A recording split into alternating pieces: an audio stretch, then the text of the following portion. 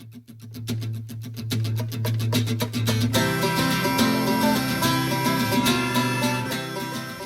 Homestead Homies, this is Off Grid with Doug and Stacy, and I'm Stacy. And today I wanted to make something with apples, since there's so many apples around now because it's apple season, called Apple Brandy.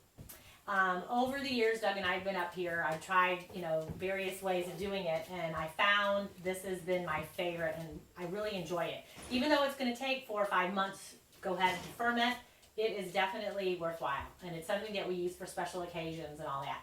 Now, when you look at this, you think, oh my gosh, they're going to make so much, but this will not yield that much. I might get a half a gallon out of it, maybe a little bit more, but that's really about it because I don't use any water. So this is strictly going to be the juice from the fruits. And it's so simple. So I've already done my layers. All it takes to make apple brandy is apples, raisins, and get a big container. You want a big container if you're going to make, this is 2.5 gallons that I put in here. You can make it in a gallon, half gallon, however you want. You're just not going to really get that much. And if you're going to let it sit, ferment for 4 or 5 months and invest that much time into it, I would probably go a little bigger container. So big thing of raisins and some raw sugar, okay, which I have in here.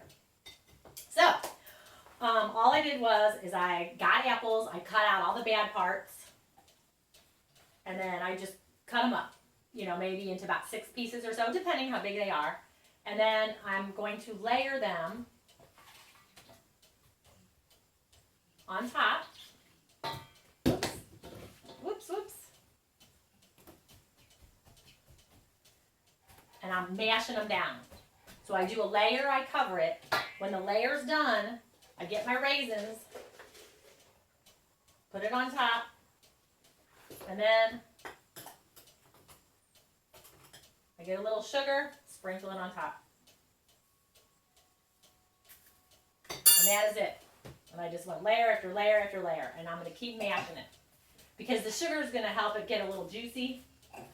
And if you notice when you do these, tomorrow when we get up, it's going to be down to here. And you're going to see a lot of juice down here that's starting to form. So tomorrow I'll add some more apples in there so that I have a fresh start right at the top, and then it'll ferment. So then after I'm done with that, let me put a little bit more in. Get all of them. There. Mash it down.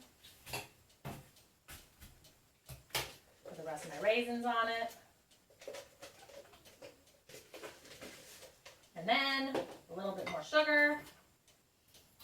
Whoops. I'm going to have to sweep up later. And then here's what you need to do. You're going to need plastic wrap. Wipe off the edge. Got a little sugar on here. I'm going to plastic wrap it really good because you want a really tight seal on it. Okay? Because you don't want any air to get into it. So I'm going to put my plastic wrap on it because it's going to be sitting somewhere dark for a few months. So you want to make sure nothing gets in it.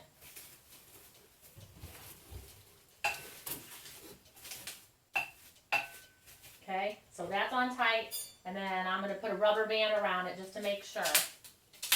And then you want to put something heavy on top of that. So you can use a plate or whatever. This already has a lid on it. So I'm going to push this down on it. And then I'm going to stick it somewhere in the corner and just forget about it. And then in 4 or 5 months, you're going to have brandy.